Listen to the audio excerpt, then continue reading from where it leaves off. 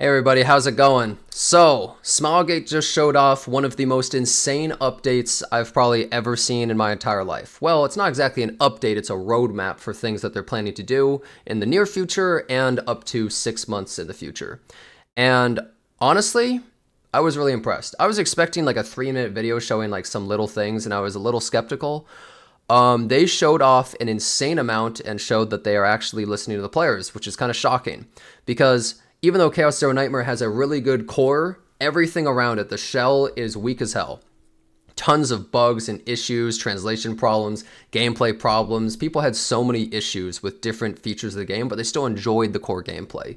But people were starting to get a little burned out and bored of some of the stuff. Well, they showed off some absolutely crazy changes. So the first thing they showed off is Serenial. She is going to be the next character coming out, and she is a hunter character that is instinct type. It seems like she plays lots of cards per turn, kind of like someone like Luke, almost like a bullet user. Looks really cool, looks really fun to play. Yeah, look, he's wowed, he's pogging. Let's talk about some of these things that they're mentioning. Aim to introduce reduced save data farming difficulty through zero system improvements, and they are making a lot of those changes. A roguelike experience that pushes beyond existing limits via Chaos Assault. We'll talk about that later. It sounds absolutely insane. Memory manipulation items that allow save data editing in roguelike modes where save data is not earned as well. So that's really, really great. So let's talk about the Season 2 update stuff. So they're doing more with the gods right now. So you'll be able to unlock all sorts of like lore things with them, but also apparently you're going to be able to meet them. They will be able to appear in some planets and you can get different upgrades with them, which is really cool. They introduce special fates with powerful effects. That could be really interesting. They're improving all the little archive and UI stuff, which is nice. They're also doing little changes to the psychological counseling improvements. I guess you choose between more options that can help or hurt the overall process, which, I mean, that's nice, but it's not really anything super crazy, right? They're adding the Galactic Martial Arts Tournament event. On the roadmap, it said Arena, and a lot of people were scared, oh god, they're going to add PvP. But they are not adding PvP, you don't have to worry about that. It's instead just a super hard boss or something. We don't know how difficult, but you can apparently get monster cards from them. By killing them, they'll drop monster cards you can add into your already done save data, so you can modify it, which sounds really cool. I think that's a really good idea, being able to modify your save data with an additional powerful effect. That sounds very fun. Also, in that mode, they'll be adding a new monster feature with destructible parts, which is a really good idea. It kind of sounds similar to a game like Fear and Hunger or something, like you want to go for the arm or the leg.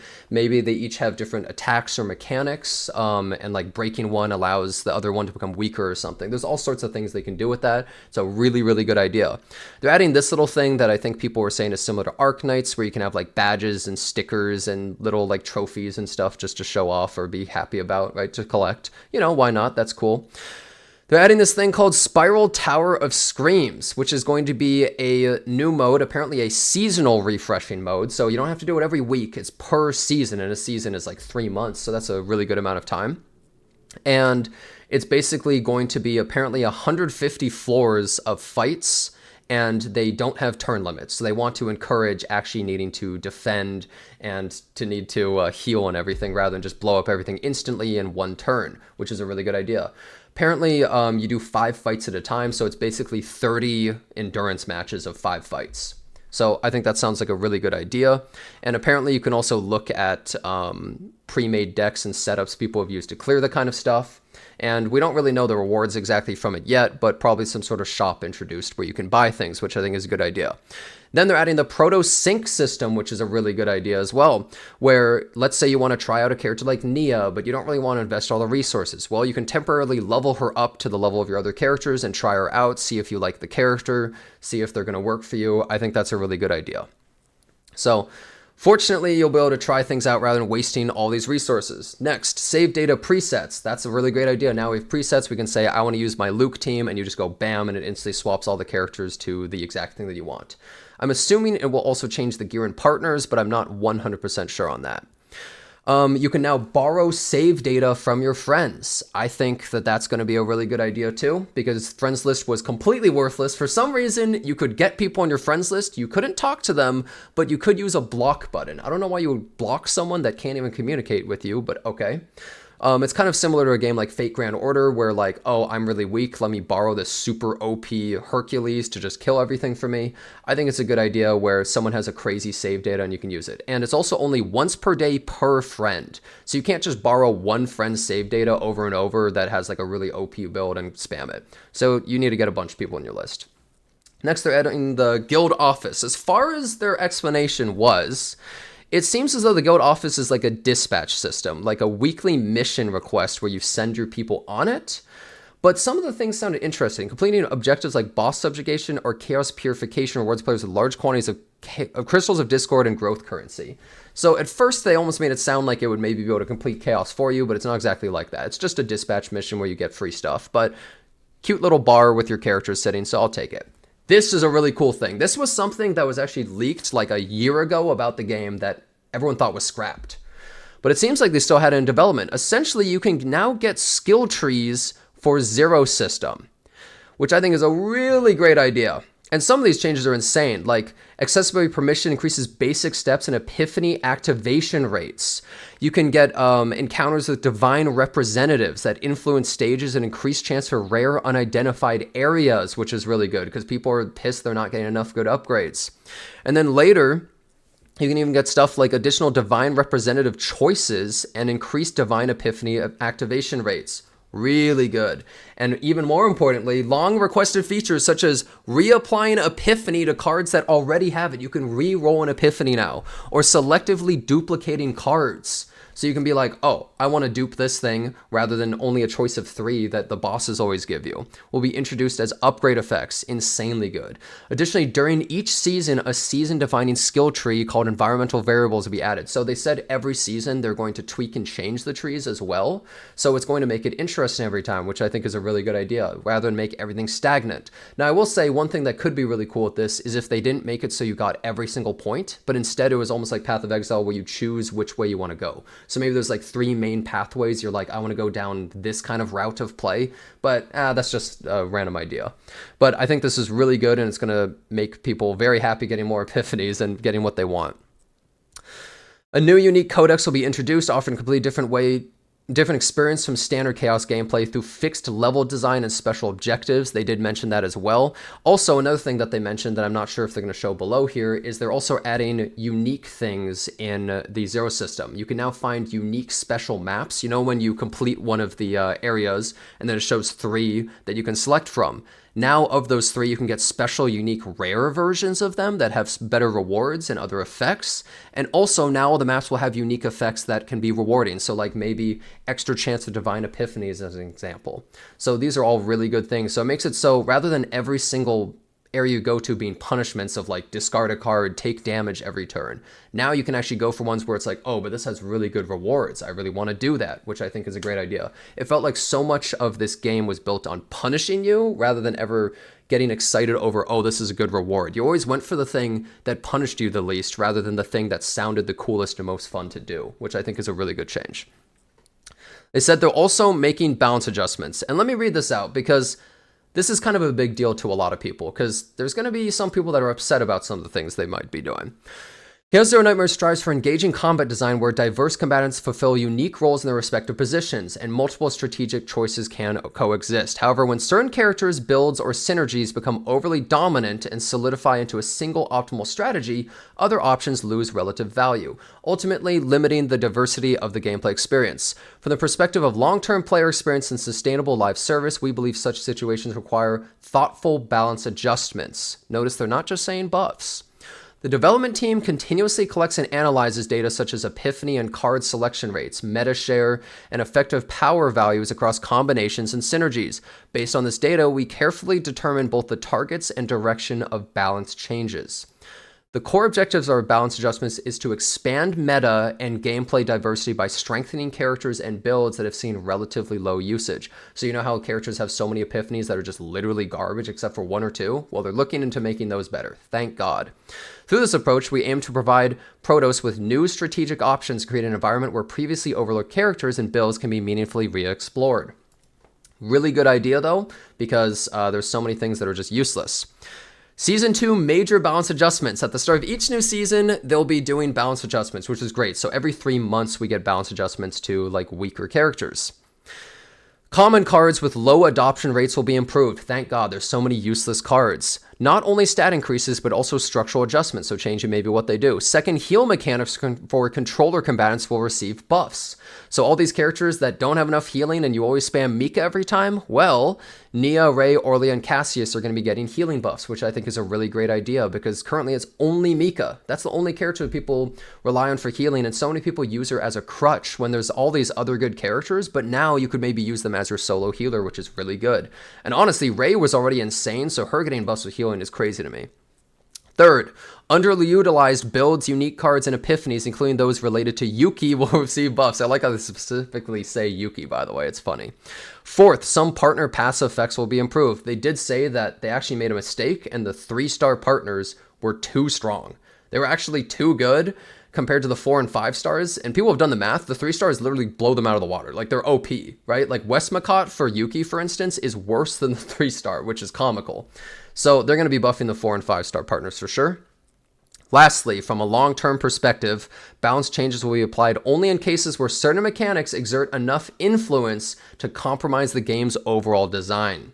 This is the important part. Combatants subject to these specific adjustments are Cassius and Tressa. They're nerfing them in some way. Let's continue. Currently, the synergy between those two characters generates an excessive amount of cards beyond what was originally intended, resulting in a level of power that heavily disrupts game balance. This has also led to unusually long battles. By the way, it lags the hell out of your game. Like, the game is not designed around them. It literally can't handle them, where you end the turn and it lags for like 3 minutes. Often 3 to 4 times longer than normal, which has increased overall player fatigue. The development team believes that this situation undermines the integrity of the game's overall design and overwhelms other strategic options, ultimately diminishing the diversity of gameplay experiences available to our Protoss. For these reasons, we have decided that adjustments are necessary. As the goal is not to weaken the combatants themselves, adjustments will instead focus on addressing mechanics that threaten the overall game design, thereby preserving the long-term value of player experience. While unintended functionalities will be fixed, our top priority is to preserve each character's intended role and relative value as much as possible. Even after these changes, Tressa will continue to shine as one of the game's strongest damage dealers. Cassius will also receive additional buffs alongside the adjustments, ensuring he remains an appealing and competitive option moving forward. While these changes aim to maintain each character's relative role and position, we understand some players may still perceive an overall decrease in power. For this reason, Protoss will be able to request a character recall at their discretion. When using the recall, all resources invested in the character will be fully refunded, and additional items that allow limited save data adjustments will also be granted. So you can actually adjust your save data as well. In addition, based on our experience from Season 1, we plan to significantly reduce player fatigue in the Great Rift content while enhancing its strategic depth and enjoyment. Our goal is to make content more accessible and enjoyable for a wider range of Protoss. So let's talk about this really quick. Now, a lot of people hear nerf and they are not happy. They're incredibly upset. I am actually on the side of nerfs, but let me explain why. I've played a lot of Epic 7, which is the developer's previous game, and it is a PvP game, keep in mind, while this is a PvE game. But I'll definitely say that the game was hurt heavily by them not nerfing characters when they needed to. Because of the fact that it's a gacha and money is behind it, I can understand people's trepidation with nerfs. It is a bad thing. It's not good to do that. But at the same time, developers sometimes just make really bad mistakes. Sometimes they just screw up. And if they screw up, would you rather the game snowball endlessly due to that screw up, or have them fix it and make an apology and try to make it right? Let's pretend you make a character that's just so overpowered that they kind of diminish everybody else. Then everyone, so for instance, Mei Lin, in some ways, right? People will compare everything to that character. Every new character that comes out, people will say, well, it's weaker than them, why use them? And then they have to start power creeping. Because you might say, well, they don't have to, but if they want to make money, then the easiest way is power creep, right? That's just how gacha games work. And especially when there's meta and they're trying to make challenging game modes and stuff, if every challenging game mode is instantly defeated by that character, then that's a problem. And if they have to balance every single game mode around like 2 or 3 OP characters, it really, really diminishes the amount of creative freedom they could actually make to make those game modes interesting. Because it's like, okay, so we have to make it so the player can't take more than 6 turns per turn, or like 6 cards per turn. And they also, if they play a card that hits 15 times, it only does 1 damage after the 5th hit. So then they have to limit everything in the whole game because of a couple of characters that ruin it for everybody else, which I think is a huge issue. I know people won't really like that, and it's perfectly understandable to just dislike nerfs in general. But let's be honest, developers are not going to buff like 30 characters and every enemy every time they make one OP character. Instead, it's easier to just nerf one character. And if they try to make it right, then I think it's a good thing. And I see so many people that are just so hellbent against nerfs no matter what. Well, let's just wait and see. If they do a good job with the nerfs, then great. If they do a bad job with the nerfs, then we can call them out absolutely and have them make it right. But I believe that just immediately saying nerfs equal bad and fear-mongering over, well, they could nerf anything that's strong will get nerfed, they're gonna ruin everything. I just don't think that's the right way of looking at it. And I do really feel like it is a better approach than infinitely spiraling out of control and snowballing into just a complete mess of a game, where then people 2 years later go, man, I remember when that game was fun, what happened? Well, what happened is there was a certain key point where they screwed up and it all went out of control and off the rails from then on. That's what I believe. And so I think overall, it's probably a good approach. Now, if they can keep Cassius and Tressa strong, then that's great. Because keep in mind, they're specifically nerfing them in this one thing, which is the Great Rift game mode, where they're taking like 500 cards a turn and doing literally like millions of damage to the boss, right? You put so many agony stacks on the boss that when you hit the end turn button, the game lags, and then the whole screen just becomes white numbers of like hundreds of thousands of damage being dealt. Like, it's obviously not intended, right? The game literally can't even handle it, right? And people are finding these crazy interactions where you need the most specific deck ever with Chain's chest piece, and then you run those two with Mika, and it's the craziest combo, and you're doing infinite damage, basically. And that's just like, obviously, they made a mistake, and they did not realize how powerful that combo would be. That is on Smilegate. But I would still rather they make that less powerful, which is the specific thing, rather than, you know, making everything have to be balanced around that, right? Let's be honest, most of us did not use Tressa or Cassius just for that one combo in the Great Rift. Some people did, me included, but most people probably didn't build them only for that specific thing. And you can even get your resources back, which I think is great. Anyways, I just wanted to talk about that as a side thing, but let's continue. Other improvements in Season 2. Now your little ID card and profile card looks a lot better. I think that's nice, but I don't really care that much. But I guess if they're going to keep expanding things that you do with friends, that's probably a good thing. Memory fragment management, they're going to make the UI a lot better because, let's be honest, the UI in this game is an absolute mess. Other quality of life, story skipping feature will be added. I'm not really sure why this isn't added like literally in a few days. I don't know why they have to wait until next season, because story skip technically already exists in the game. If you've already seen a cutscene, you can skip it. So why don't they just check a little box for everyone's account where it says you've already seen every scene? I feel like that's really simple, honestly, but okay. Season 3 Chaos Assault. Now this is a really cool mode that I'm excited for. One of the core appeals of roguelike genres is having threats and choices and trying to just survive the run. It's new content designed to further embrace this roguelike experience. So here's the thing. It is a new mode where you do not have save data. So you're not trying to make like some perfect deck that you're going to be using in other content. What it is it drops you into a super difficult, more hardcore experience, but it removes the limiters as well. You can have infinite combos. One of the biggest changes they said they were doing is there's 2 types of the discard pile. There's like essentially the graveyard, and then there's the used cards this turn's pile. When you use a card, that turn, you can't reshuffle that card into the deck or anything. That's removed in this mode. So now there's only the graveyard. So you could potentially make an infinite combo where you keep moving things from your discard pile back in your deck and drawing them. You can make insane combos in this. So not only is everything harder, but you are way more powerful.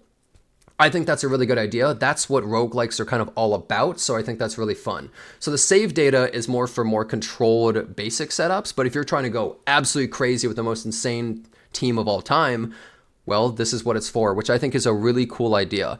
And apparently you get rewarded from this mode with tickets that you can use to edit your save data. So for instance, they said like, oh, maybe you grabbed the wrong epiphany. Well, you could maybe change that, or change the divine epiphany, or change a copied card that you made. They said that it would drop tickets for that kind of stuff, so there is some incentive for it as well, even outside of Chaos. So I think that sounds pretty cool. Next, they're adding this purification protocol thing, which apparently is a game mode where you need 3 separate teams. I'm assuming there's like 6 fights here, 11 fights here, 6 fights there.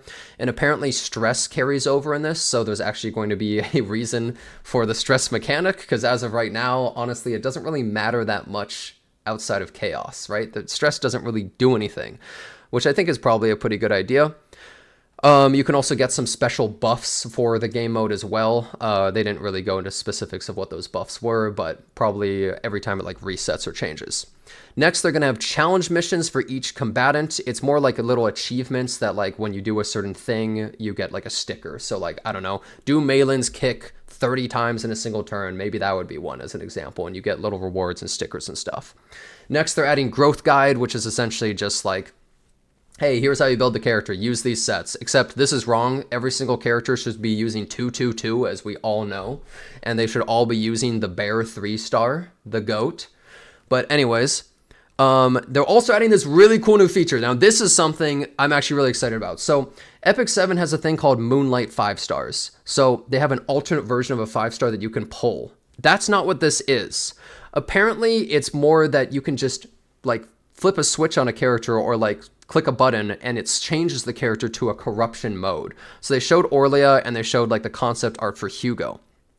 So let's read through this. To confront the escalating threat of chaos, combatants will gain access to new power. Corruption is a new growth system designed to enable combatants to challenge stronger chaos threats. Beyond simple stat progression, corruption introduces new effects and skill changes that allow existing combatants to shine in new ways and enable fresh build possibilities.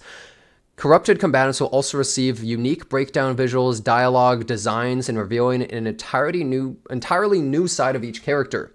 System will be rolled out sequentially per combatant and is currently targeted for its first release in Season 3. Look forward to seeing combatants who have struggled in the meta or solidified into standardized builds demonstrate renewed strength through corruption. Really cool idea. Being able to change how the character works. It's almost like kind of like a buff or upgrade, but it alternately changes the character. So I'm assuming Orlia is going to be the first one, and she is a little bit on the weaker side a lot of people consider of the 5-stars, so that's probably cool that she gets like a new setup, and then Hugo maybe is going to be the second one. We're not entirely sure, but this is concept art of it. I think that's a really cool idea, and I think it's very exciting. Next, they're adding PC key mapping, which could be cool. Maybe you can play the game literally one-handed. I don't know why you'd want to do that, but maybe. Other planned improvements, trauma code, full voiceover. You know, a lot of people like having the VA over everything. And then also they are changing the story. This is something we already knew because of, I guess I'll just call it the Owen incident, but they will be rewriting the story. I'm going to hope that it's good, but I'm a little skeptical because rewriting a ton of story in such a short amount of time, there might be some issues, but we'll see. Anyways, I think that's really great that they're doing that. And then they also say the Great Rift and Chaos Zero Nightmare is designed to provide diverse strategic approaches for each unique boss. Future updates will introduce additional scoring modifiers that reward not only raw damage, but how effectively each boss's unique weakness and core mechanics are exploited. I'll definitely say this, I think people are a little bit frustrated with Great Rift and not the biggest fan. They did show off that there's going to be a new boss that you'll have to play around in about a week with the new update. That's, I believe, on the 24th in 4 days. Which I think is, it's cool to have, but hopefully some of these improvements will be in place already. Basically, this roadmap went over a lot of the people's concerns. Now, I'd say the biggest concerns that it didn't go over is probably people feeling like they don't have enough resources and people feeling like gearing is a pain. I would say those are the biggest issues, but I think most of the other gripes I see are pretty much solved. Now, one other thing I didn't see is there's no sweep option, no skip option. I'm a little bit hesitant on that one. While on the one hand, I think it's nice to have that stuff just so that you can complete your dailies or weeklies faster. At the same time, I feel like it undermines kind of the point of the game, where if you just press a button, you clear chaos and you get a perfect setup, then what really is even the point of the game? I think it's smarter that instead of sweep, they have all these changes to be able to easier get the correct epiphanies and other things like that. So you doing the chaos run is still meaningful, right?